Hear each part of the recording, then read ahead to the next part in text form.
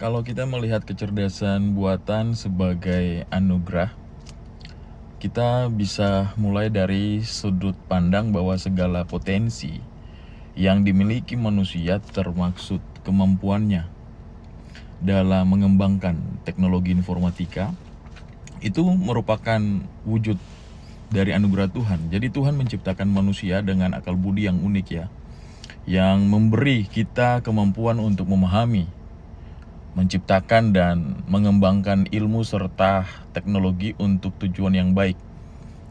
Nah, dalam hal ini kecerdasan buatan atau AI adalah salah satu manifestasi dari anugerah pengetahuan tersebut.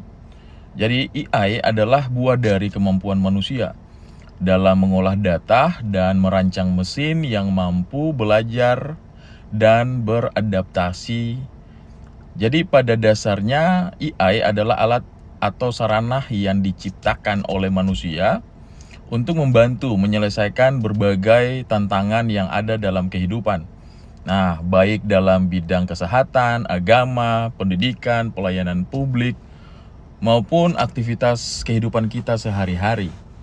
Jadi, teknologi AI ini sebenarnya dia dapat membantu manusia dalam banyak aspek kehidupan dan bahkan bisa mendukung manusia dalam berinteraksi yang lebih humanis, seperti dalam pelayanan organisasi gereja, komunikasi pastoral, komunikasi pendidikan, atau interaksi sosial lainnya. Kita sering mendengar ya ketakutan bahwa AI bisa menguasai atau menggantikan manusia. Nah, namun AI sebenarnya hanyalah sistem yang bekerja berdasarkan data dan aturan yang kita berikan, artinya yang manusia berikan. Jadi ia belajar atau AI ini dia belajar dari data manusia. Sehingga penggunaannya tetap berada di bawah kendali kita, manusia.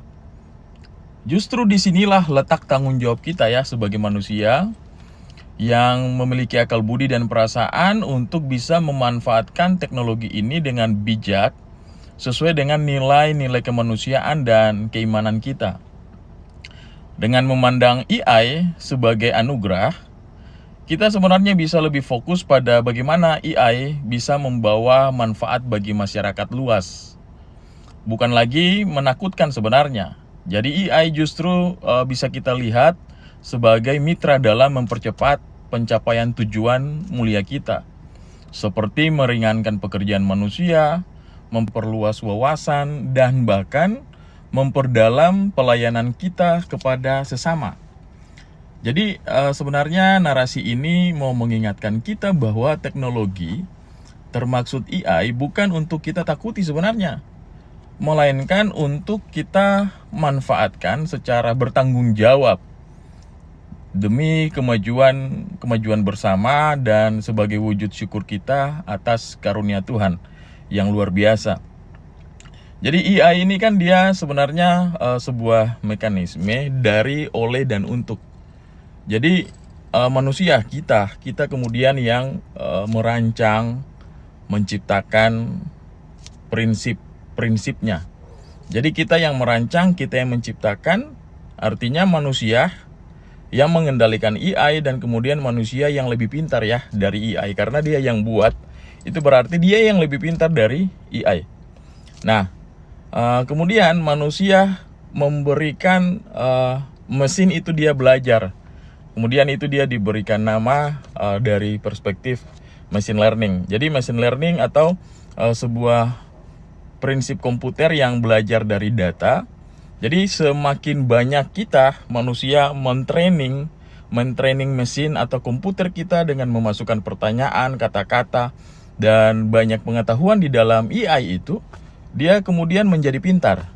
Jadi dia menjadi pintar artinya dari kita oleh kita. Jadi kita sendiri yang membuat AI itu menjadi pintar, dan oleh kepintaran AI itu kemudian dia kembali lagi kepada kita untuk membantu manusia untuk menjadi cerdas juga ya.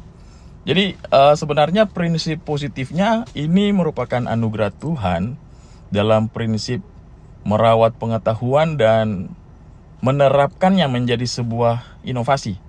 Nah, tinggal bagaimana kemudian manusia mengolah dan mengelolanya menjadi tertanggung jawab. Demikian.